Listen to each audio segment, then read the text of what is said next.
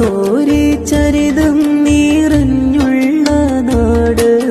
മുത്തി മണത്തിടാൻ കൊതിയുണ്ട നാട്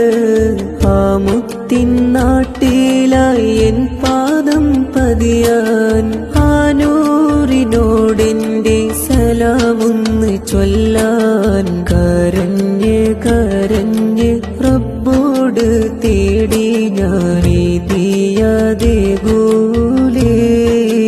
അവിടേക്കെന്നെ വിളിക്കൂലേ